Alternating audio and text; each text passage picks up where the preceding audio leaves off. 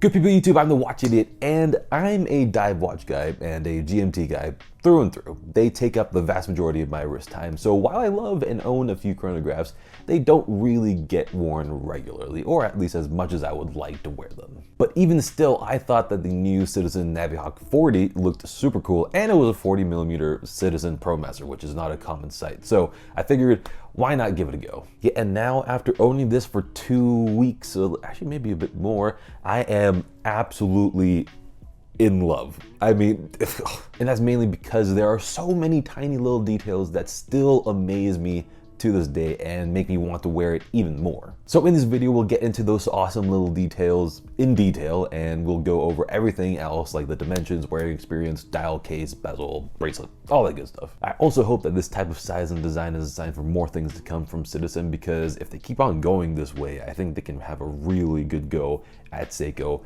in this realm. So yeah, anyways, lots of good stuff to cover, and let's get into it.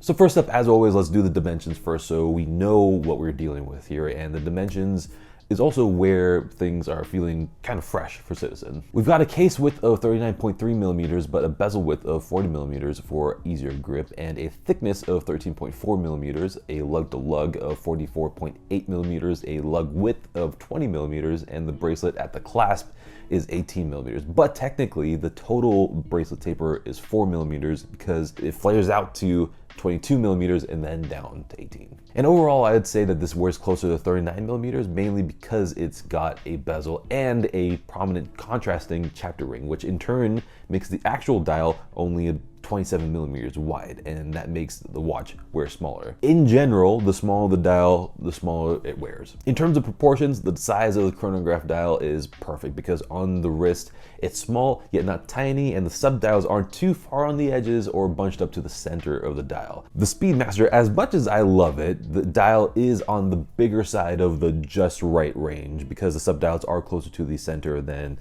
to the outside edges. And Citizen, in this case, spot on. And looking at it from the side, it's not super thin. It's a chronograph after all, but 13.4mm isn't bad at all. But in terms of proportions with the bracelet, it looks good and not like just a huge hunk of metal with a really thin, tiny bracelet. And the package on the wrist feels very, very solid. And that leads me to the on the wrist feel. It is absolutely effortlessly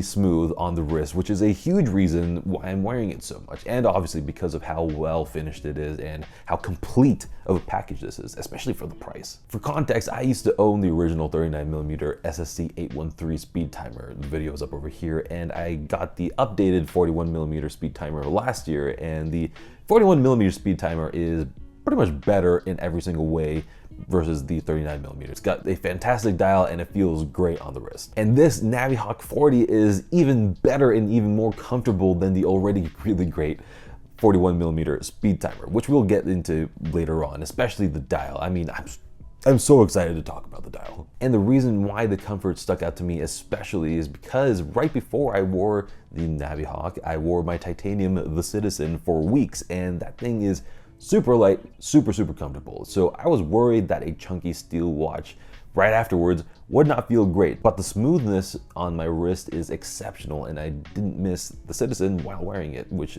really feels crazy to me. Yeah, that's just Citizen once again showing us that compromises don't always need to be made.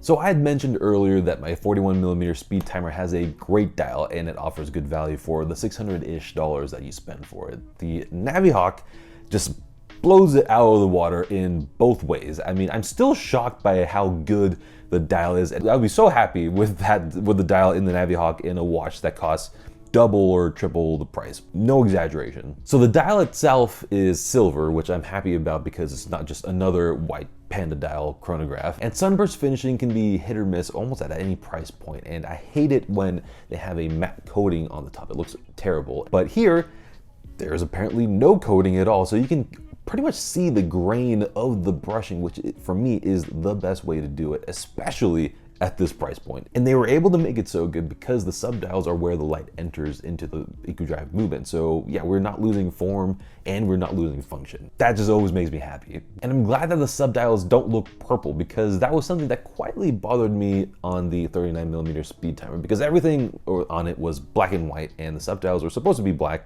but they were actually kind of dark purpley. The Navihawk, on the other hand, actually maintains this monochromatic look, but the glory of this watch just came down to the bevels. That's because the subdials have beveled edges, which on its own would have been awesome, but Citizen has gone even further and polished those bevels, which takes the wearing experience truly to the next level. I mean, the amount of refinement that those bevels add to the watch is just unreal. I can't stop looking at them. And those polished bevels paired with the polished three-dimensional indices, I, again, can't stop looking at the dial. And also because of how refined the entire package is as a watch. And again, $500, that's just crazy. And the beveled date window is actually centered, unlike all the date windows we find on Seiko chronographs. I have no idea how and or why Seiko gave final approval on that, but also I don't know why Citizen uses a 24-hour subdial like Seiko does. That just makes me think that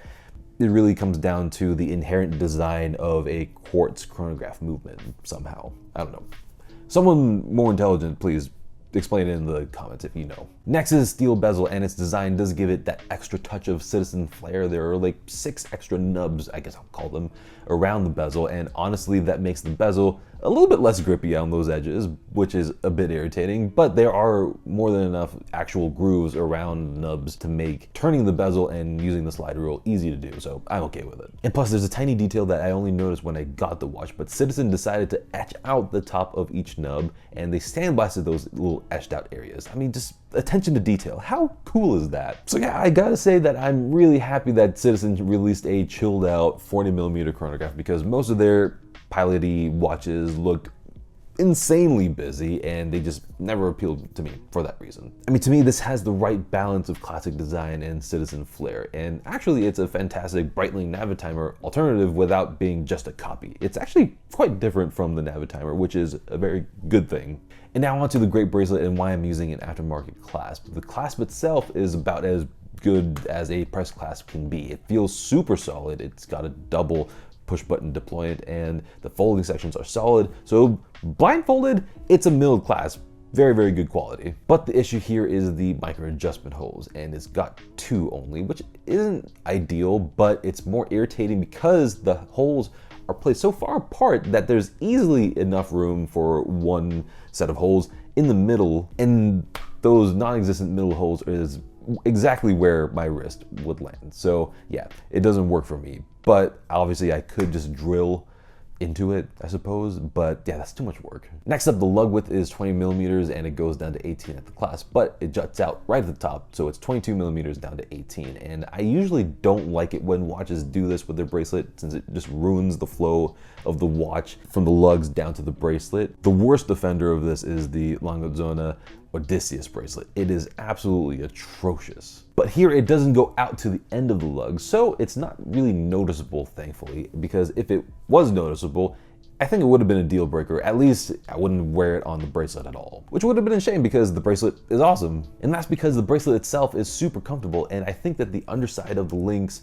curve more than other curved links because it feels more perfectly circular on my wrist. I mean, this could be just in my head, but also it's very balanced on the wrist, which is not talked about very much, but it's extremely important to me. The design at a glance looks like a standard brush 3 link, but if you look closer, you'll notice that the bottom of each link is polished, which gives us an extra bit of drama when it reflects in the sun. But the great thing is that you can't see the polishing when it's on the wrist and you're looking straight at it. So it remains in line with the tool watch vibe of this watch. Also, the side of each link is shaped like a profile of a wing, which is really, really cool, subtle detail for a pilot's watch. And then we have the case, and it's nice and angular and mostly brushed, which is a plus point, but the top edges of the case and the lugs are polished, which looks great, and it reminds me a lot of the IWC AQ4091 case, and that watch is such a cool watch, so underrated. Oh, and of course the crown is very well thought out as well. It's knurled and it's wonderfully signed. It's got a polished ProMaster logo on the top of a sandblasted background. Good job, Citizen. Attention to detail galore. The movement we have in here is the B620, which is an eco-drive chronograph movement, and it's been performing admirably for the short amount of time that I've had it, so no complaints about it. The pushers feel good, and the chronograph seconds hand came perfectly centered, and like I mentioned before, the Citizen actually made the date window centered between the 4 and 5 o'clock indices. And for those who don't like it ticking seconds hand, it's way less apparent on all quartz chronographs because it's just in a sub-dial, and the chronograph seconds hand has a smoother sweep. And actually, it's the same movement that's in the titanium Zenshin chronograph, which took me by surprise because that watch is 42.5 millimeters wide. I mean, if that watch was 40 millimeters, that would just be an instant buy. And of course, as much as I love all my mechanical watches, the glory of quartz is that I'll wear my Navihawk as much as I want to, and then I can just go and pick up my quartz, the Citizen, and it's ready to go. And then whenever I want to wear the Navihawk again, I'll just wear it and it will be ready to go. And also because it's eco-drive, I don't have to worry about battery replacements. And of course, quartz accuracy is undoubtedly nice, plus or minus 15 seconds a month. But flexibility is very, very special because sometimes I don't feel like winding up and setting the time and date perfectly when I just want to wear a watch for a little while at night. To which you might say, you know, TWI, you don't need to set it perfectly each and every single time. And to which I will say that's just not gonna happen.